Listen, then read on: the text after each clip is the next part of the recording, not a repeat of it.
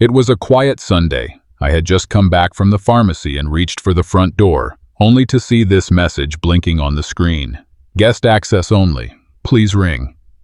I stood there, on the porch of the house I built, pressing my own doorbell like a stranger. Later that day, during her birthday toast, my daughter raised her glass and said, "The best gift he could give me is to disappear." They laughed. I didn't.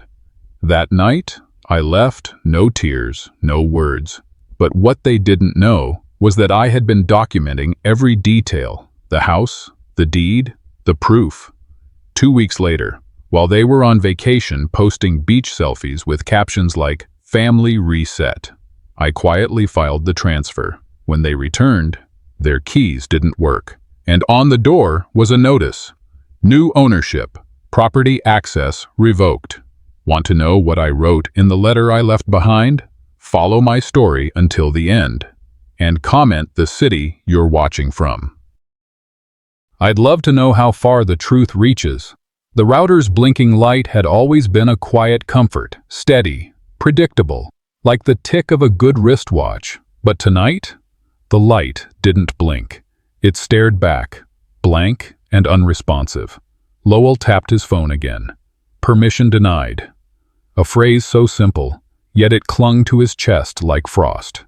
The app for the security cameras, his own setup, the system he had installed years ago, refused to open. He refreshed it twice, then once more, just to be sure. No luck.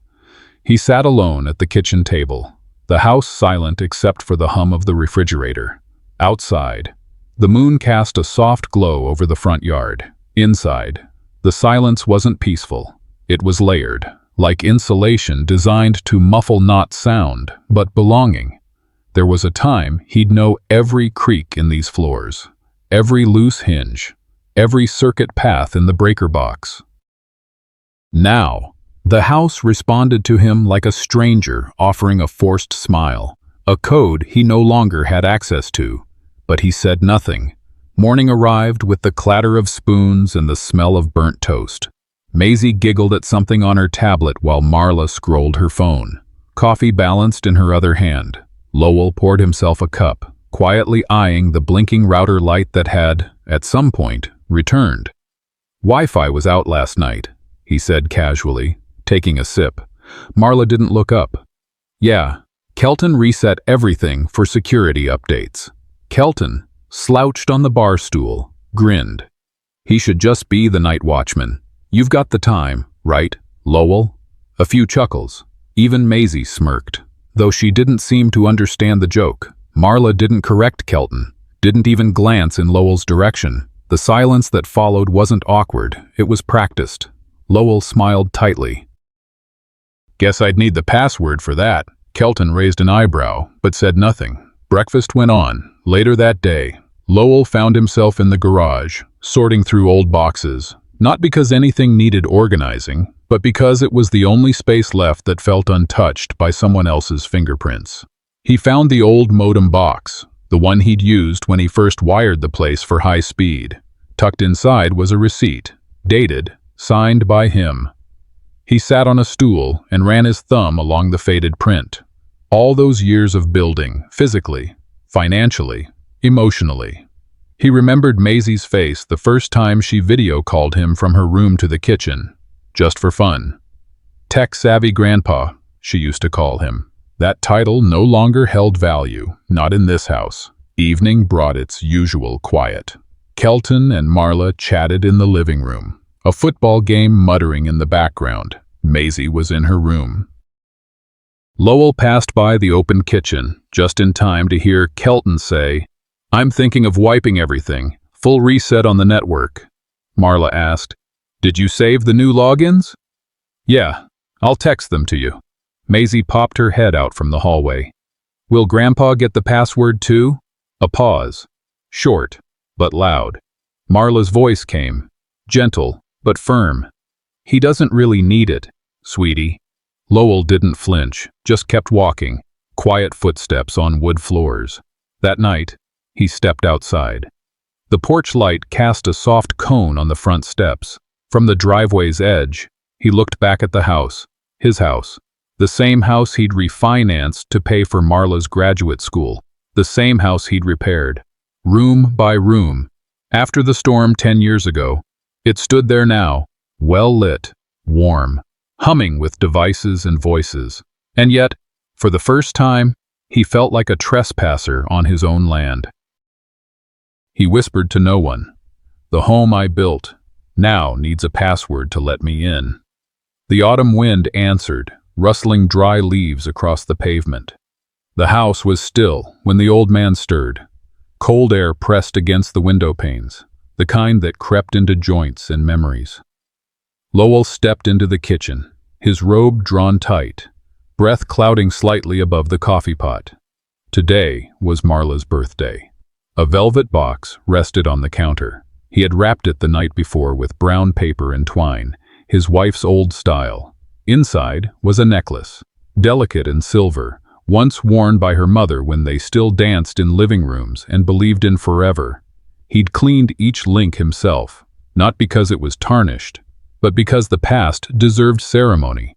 He thought of Marla at 6, frosting all over her cheeks, and again at 17, rolling her eyes at a cake shaped like a piano. Now at 43, she was harder to read. But maybe this gift, rooted in memory and hope, would say what words couldn't. By noon, the backyard buzzed with celebration. Marla had rented heaters and scattered cushions across the lawn. Music played from portable speakers, and guests sipped from branded tumblers. Lowell stood near the patio door, the gift balanced on his palm like an offering. No one noticed. Marla clinked a glass. "Thank you all for being here, friends, family, my incredible yoga group. Honestly, this year's been all about surrounding myself with good energy." Kelton laughed loudly at that. Several heads turned toward Lowell, then away again, not unkind, just unbothered. He took a slow step back, letting the screen door click shut behind him. Later, when laughter softened into mingling and conversation dulled into background noise, he approached Marla. She was fixing the table spread, her arms full of napkins. "Happy birthday," he said, handing her the box. She took it with a polite smile, nodded once, and set it on the nearby bench. "Thanks, Dad," she said, then turned to greet someone behind him. He waited for a minute, too, but she didn't look back, didn't touch the box, just kept moving from guest to guest, the laughter resuming around her like he'd never stepped in. By sunset, the box had migrated to a corner chair, unopened, forgotten, a prop that no one acknowledged. He sat across from it as the sky burned orange, fingers laced, eyes steady. No one said a word about it, not even Maisie, especially not Marla. And then the words came, not from him. Marla stood near the fire pit, a glass in hand. Kelton close behind. Someone had asked about childhood memories, and she laughed. "Honestly," she said loud enough for everyone to hear, "the best gift he could give me is just to disappear." Kelton chuckled. A few guests gave awkward smiles. Lowell didn't flinch. He didn't move, not right away. Yas just stared into the flame, then at her, then at nothing. He walked inside without a sound. The house, empty now, greeted him with familiar creaks. He passed the dining room without turning on the lights. In the living room, he stopped, eyes resting on that one small box, still on the chair. He sat across from it. Minutes passed.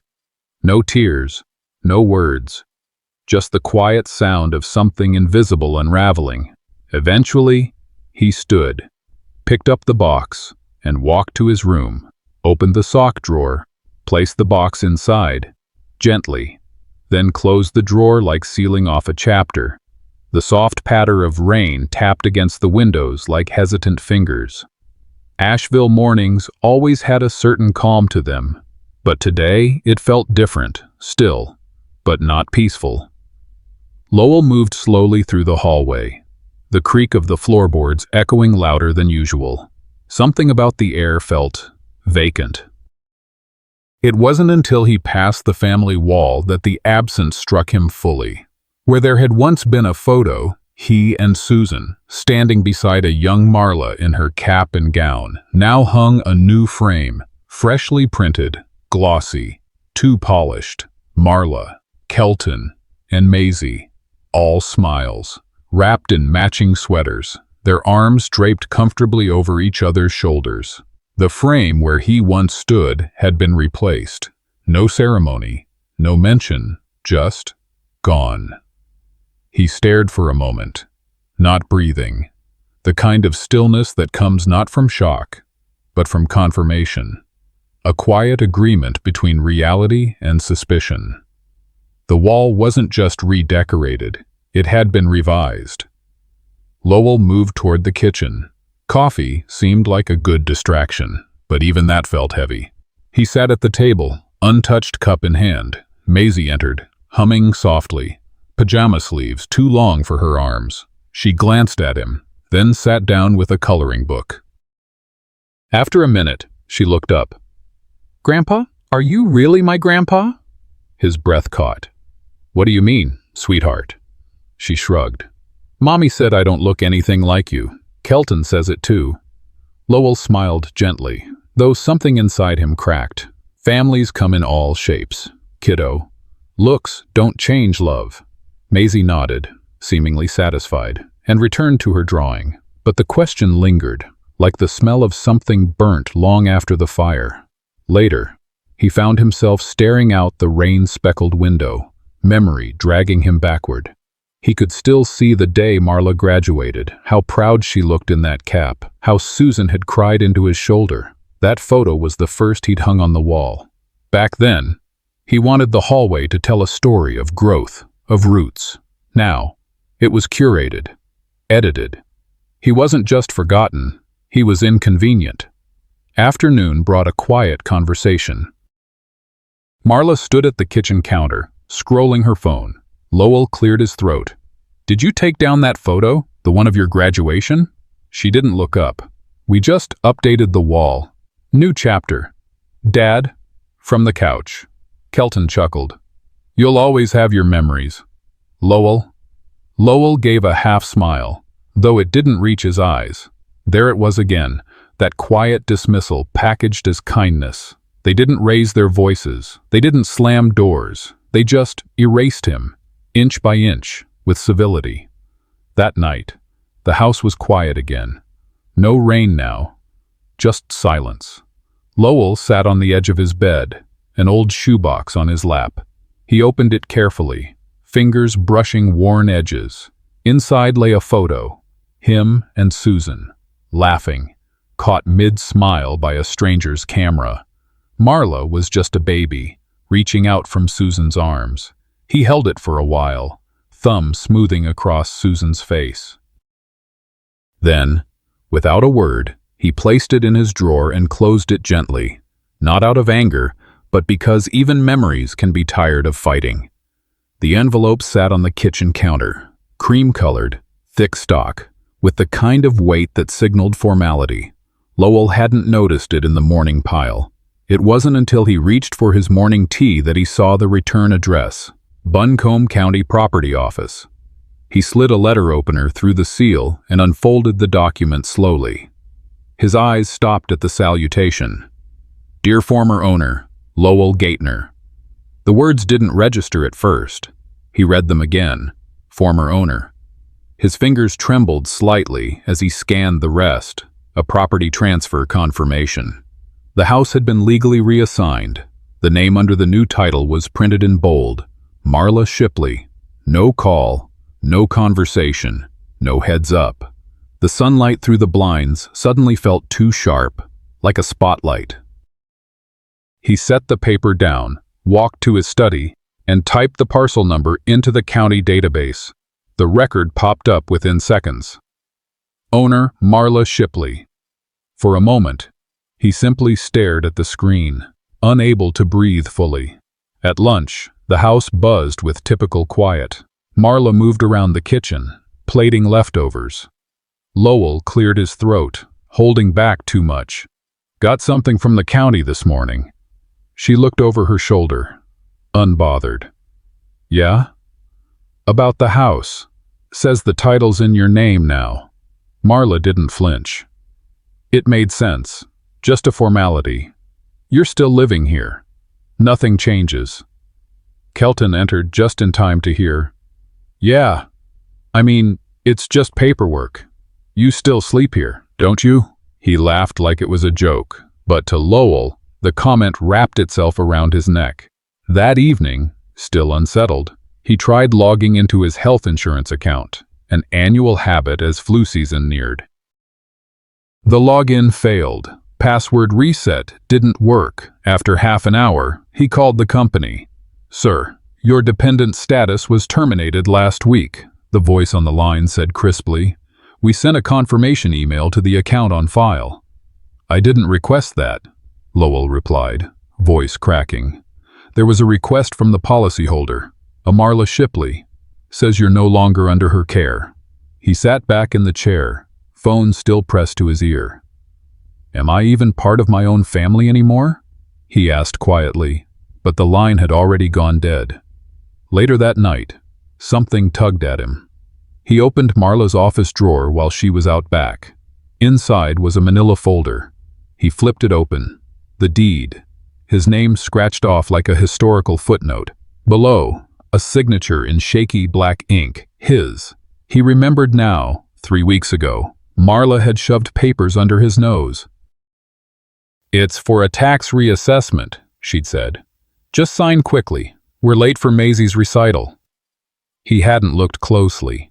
It wasn't a reassessment. It was surrender. He closed the drawer slowly, hands colder than the room.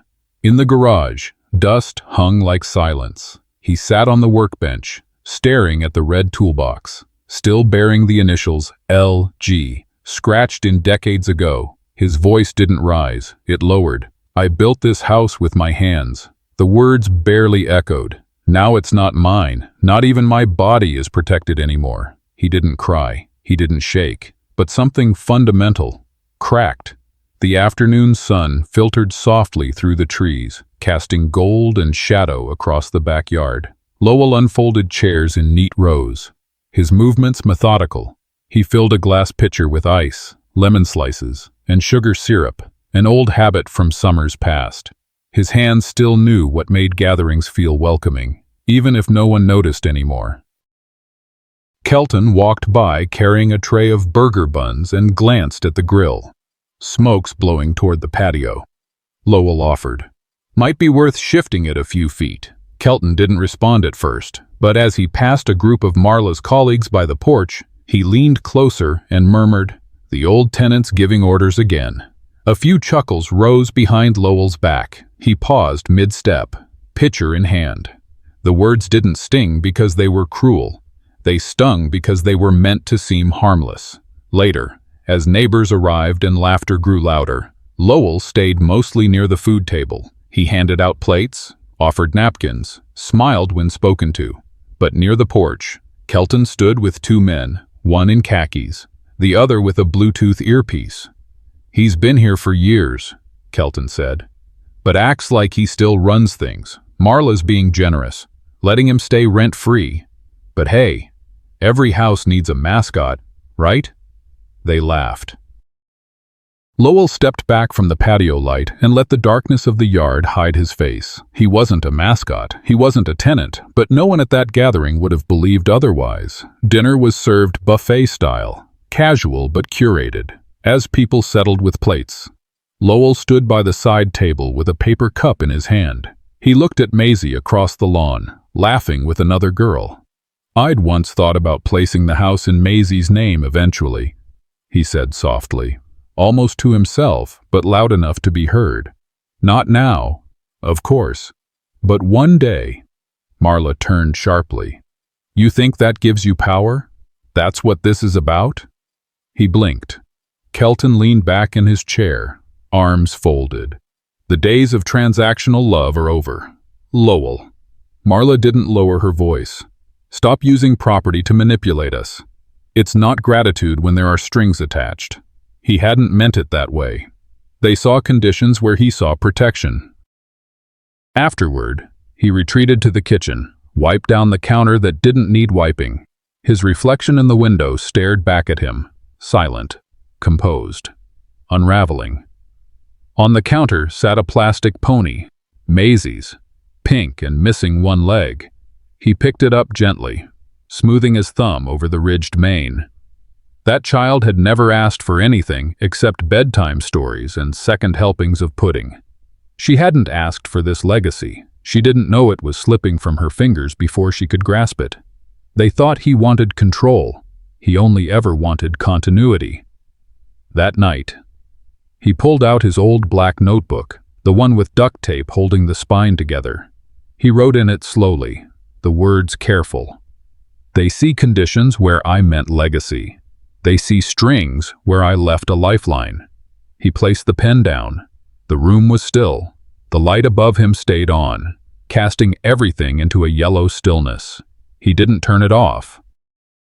Rain dripped softly onto the garage roof, each drop a metronome marking time. Lowell knelt beside an old tool cabinet, the lid open, tools scattered, yet what caught his eye was a manila folder tucked behind a box of nails. It hadn't belonged there before. Inside were legal documents, printed forms titled Petition for Determination of Mental Incapacity. Fields left blank, except for Marla Shipley and Kelton Voss printed as petitioners. The plan to remove his capacity was clearly laid out. Labeled Phase 1. Blank signature lines waited. He closed the folder, letting the rain's rhythm fill the silence. No shock, just a long, quiet exhale. Sitting on a stool, breathing in the damp air, Lowell began to trace back decisions.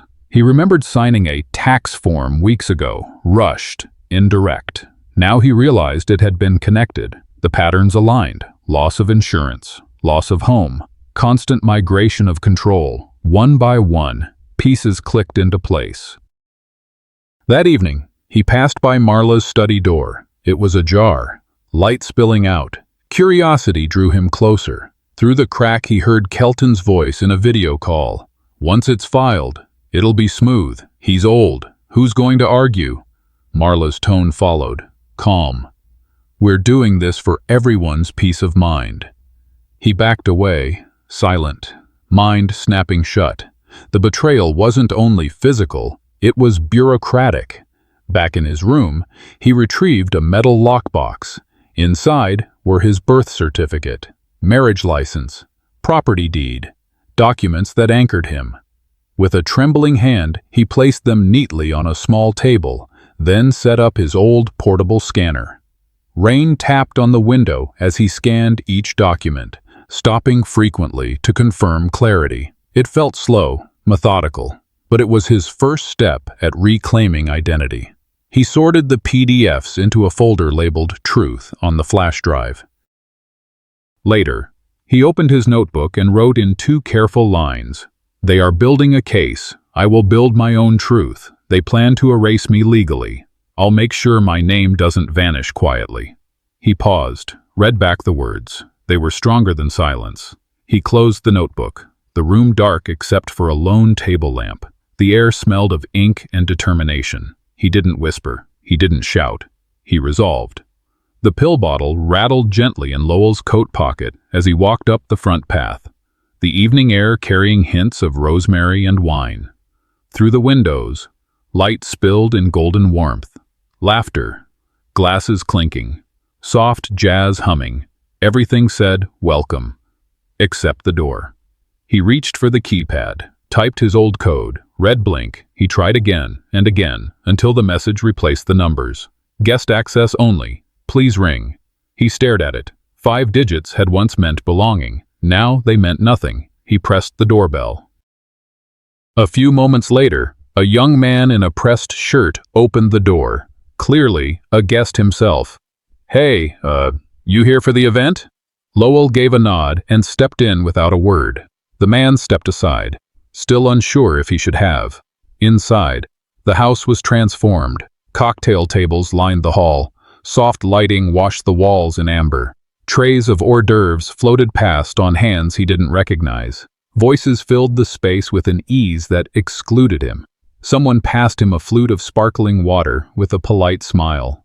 "Thanks," he said reflexively, though no one heard. As he moved through the room, more guests greeted him, thinking he was a neighbor, maybe a volunteer host. No one used his name, no one asked how he was. Even Marla brushed past him in a sequined top, focused on making introductions. He watched from the corner, more fixture than father. A soft chime rang, drawing the crowd toward the center. Marla raised her glass. "Thank you all for coming," she began. "It means the world to be surrounded by the people who've shaped this incredible chapter of my life." She gestured warmly to colleagues, neighbors, and Kelton beside her. "And of course, to those who support quietly in the background," she added, eyes briefly scanning the room before landing, momentarily, on Lowell. No smile, no name, just a glance. Kelton clapped first, loudly, as if cueing others to follow. Lowell stood still. That phrase, quietly in the background, tasted like dust. Later, a guest approached him near the kitchen island. "She's lucky to have such generous hosts," the man said, tipping his drink toward the patio. Lowell smiled, dry. "I thought I was the owner. Seems I've been downgraded." The man blinked, unsure how to respond. He gave a polite nod and drifted away. Lowell didn't follow. He stayed near the hallway, unnoticed, unmissed. When the last of the laughter faded and coats were retrieved, he stepped outside. The door clicked behind him, this time unlocked by someone else. At the mailbox, he paused. The label had changed. Where once it read Gaitner, it now said Shipley Voss. No debate, no discussion, just replaced. He stood there, not out of disbelief, but in quiet acknowledgement, then turned, climbed the stairs to the guest room, and closed the door behind him without saying a word. The envelope lay just beneath the doorframe, white and heavy. It hadn't been there the night before. Lowell picked it up, thumb brushing across the embossed letterhead. Hughes Ralston, attorneys at law. He knew the name, knew the tone before he even opened it. Inside, an official notice. Mr. Lowell Gaitner, this letter serves as formal notification to vacate the premises within 72 hours. This request is being made to prevent potential legal complications regarding current concerns surrounding mental capacity and residence authority. No emotion, just phrasing wrapped in legal clarity. His hand didn't shake. He folded the letter neatly and placed it on the kitchen table. A few hours later, the light in the hallway flickered on. Marla walked in, stopped short when she saw the envelope. She picked it up, eyes scanning. She didn't look at him when she spoke. "We didn't want it to come to this." Kelton entered behind her, stretching casually. "You kind of forced our hand," he added. "You'll find a facility more suited to your needs." Lowell stood across from them, hands resting on the back of a kitchen chair. "A facility," he echoed. Neither answered. He nodded once, turned, and walked away, slowly, with dignity. Upstairs, the room felt colder than usual. The air smelled faintly of the wood polish he used weekly, even if no one noticed. And he laid out the few things that mattered most: his notebook, the birth certificates, the original deed, documents too heavy for sentiment, too necessary for surrender. He reached into his sock drawer and retrieved the necklace, the one he'd wrapped for Marla, the one she never opened. He held it for a long moment. Then, as dawn began to bleed into the sky, he stepped softly toward Maisie's room. She lay curled beneath a unicorn blanket, one hand tucked under her cheek. He stood silently at the door, not daring to cross the threshold. Then he took 2 quiet steps, lifted her pillow gently, and tucked the necklace beneath it. No note, no explanation. At 4:45 a.m., Lowell descended the stairs, suitcase in hand. The foyer was silent. He paused by the table and placed a small envelope atop the wood. Inside was a simple letter. "You've inherited a house." I hope you don't lose yourselves inside it. Beside it, he laid the house key, worn, smooth from decades of use. Then he opened the door. Outside, the fog rolled low and steady, the kind that blanketed every mistake and every memory the same. He stepped into it without pause, but he didn't go far. 2 houses down, the porch light glowed soft. Harlan Sutter answered after the first knock, robe wrapped around him. No questions asked. He stepped aside, wordless. Lowell walked past him, up the narrow hallway, into the guest room. He lay down on the unfamiliar bed fully clothed, staring at the ceiling, arms at his sides. No tears, no sleep. Just the question echoing faintly inside. What makes a man vanish isn't being unseen, it's being unremembered. He hadn't meant to walk past the house. It was habit, footsteps leading him down familiar sidewalks, guided more by memory than intent. Lowell stopped at the corner, where the hedges curved just before the mailbox. Balloons bobbed at the gate. Children's laughter floated into the street like radio static. Through the window, he saw the backyard, his backyard, tables draped in yellow, balloons tethered to chairs, a catering tray being set up, laughter, music, the sound of a bubble machine humming. None of it was for Maisie. It was for someone else's child, someone else's memory being made where his used to live. He stood on the sidewalk, hands in his jacket pockets, unsure what to feel, until Kelton spotted him. Kelton walked over, cup in hand, grinning like it was just another Saturday. "Didn't think we'd see you today. You want to grab a plate? There's room in the garage." He said it lightly, like a joke, but the undertone was clear. Lowell nodded. "Thanks." The garage door creaked open. Inside, a folding chair, a paper plate, bottled water. The light flickered overhead. Through the walls, he could hear the party, music, clapping, someone singing off-key. He sat, holding the plate, not hungry. The food was warm. The air was cold. He didn't mind. He ate slowly, as if finishing the meal would also finish this chapter. It felt like a farewell he hadn't been allowed to give. From the side window, he saw shadows pass by, adults laughing, kids chasing bubbles. He leaned back in the chair, plastic fork dangling in hand. Then came the voice. "I had to sanitize everything after the old man left," said a woman. Young, sharp voice. Kelton's girlfriend. "He's like a walking bacteria zone." Laughter followed. Lowell didn't move. He didn't flinch, just stared at the concrete floor, the lines in it shaped like veins. That night, back at Harlan's, he sat at the desk with the lamp on low. The guest room smelled faintly of cedar, familiar now, safe, in a distant sort of way. He opened his notebook. The pen scratched across the page as he wrote. They laughed at the man who taught her how to ride a bike, who sat through her fevers, who poured every cent into her college fund. That man doesn't exist anymore. But this one, the one they see now, he remembers everything. He closed the notebook and placed it gently in the drawer. Tomorrow. He wouldn't just remember. Tomorrow, he would act. The subject line read, "Thank you, grandparents." Lowell almost deleted the email, but habit made him open it. "Dear all," it began. "Thank you to the incredible grandparents who volunteered for last weekend's school event. Your support made the day a success. Special shout out to the grandfather who helped organize the book station." Lowell blinked. He hadn't been there. He hadn't even known there was a school event. The message ended with a smiley face and a signature from the coordinator. No one had removed his address from the parent group list. He was still copied, digitally tethered to a life that no longer included him. He closed the laptop slowly. The coffee on the desk had gone cold. Curious, maybe hopeful in a way he didn't want to admit, he clicked over to social media. Marla's page was public. There it was. Photos from the weekend, a beach house, matching sundresses, Maisie with her arms around Kelton, Marla holding a glass of wine in the sun. The caption read, "Family reset, healing energy only." Lowell stared at the image for a long time. It wasn't the smiles that got him.